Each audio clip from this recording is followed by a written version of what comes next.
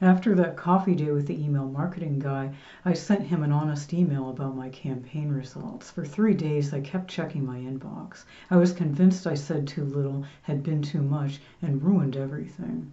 If you ever felt that sudden desperate urge to delete a text or ghost a date after you finally opened up, that's not a mistake, but a vulnerability hangover. Today, in the final video of our True Casting 101 series, I'm giving you the 24-hour rule you need to survive the vulnerability hangover. Hi, I'm Michelle Troutman, creator of the MyJourneyToLove.com blog.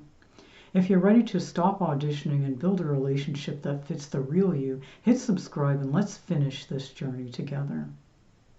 As licensed therapist Melina Alden says in my blog, many people expect authenticity to feel like an immediate win, but often is followed by a sudden emotional drop. Think of your people-pleasing mask like a heavy winter coat you've worn for years. When you finally take it off to be real, the fresh air feels cold at first. Your brain screams, put the coat back on. Not because the mask feels familiar, but because you can't feel the sun through your coat. Your mind might tell you, this isn't working, I should go back to being more on. That isn't a signal that your authenticity failed. It's the withdrawal response from a nervous system trained to respond through adaptation.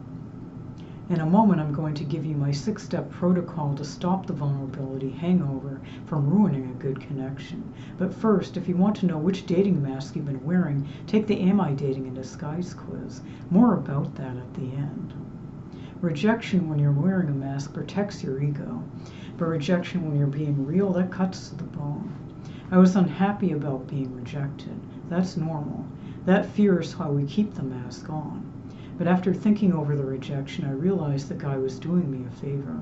He wasn't worth my time. So remember, you're risking the pain of being known for the joy of being loved. So how do you recover from when the hangover hits? Here's the pause and orient technique to help your nervous system re-regulate. 1. The pause.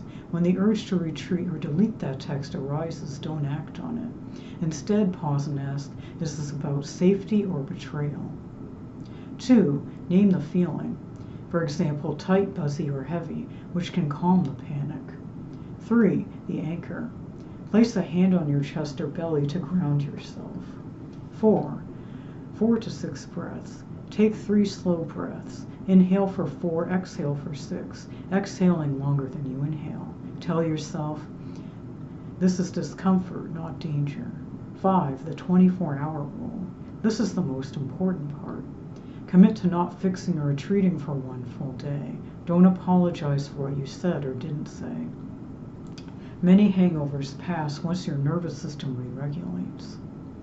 6. Reframe the pain. Discomfort after authenticity is data, not a directive. It means you stepped outside a familiar survival pattern. Growth often feels like grief for the version of you that knew how to stay chosen by disappearing. Back in video 1, I wore the spandex hoping he'd see me. What I know now is that the vulnerability hangover, that panic I felt after asking how he felt about me, was a green flag from the universe. It was part of the process of seeing my true self. So whether you do it all at once or in the phases we covered in video 3, true casting is how you find a partner who likes you as you are. Try it on your next date and see. Just remember that doing things you haven't done before or often can feel awkward at first. It does for me. But if you summon the courage to push past that initial hangover, you stop performing for the wrong person and start showing up for the right one. If you're tired of the mask and are ready for a relationship that fits, hit subscribe. We're building a community here where showing up as you are is the only requirement. And let me know in the comments. Have you ever pulled away after a date went well? Tell me what that felt like. This series was designed to help you figure out if your dating strategies are betraying your intentions. If you want to see which script your nervous system has been running, take the Am I Dating in Disguise quiz at MyJourneyToLove.com. The link to the quiz and the blog this video is based on are in the description below. Thank you so much for watching.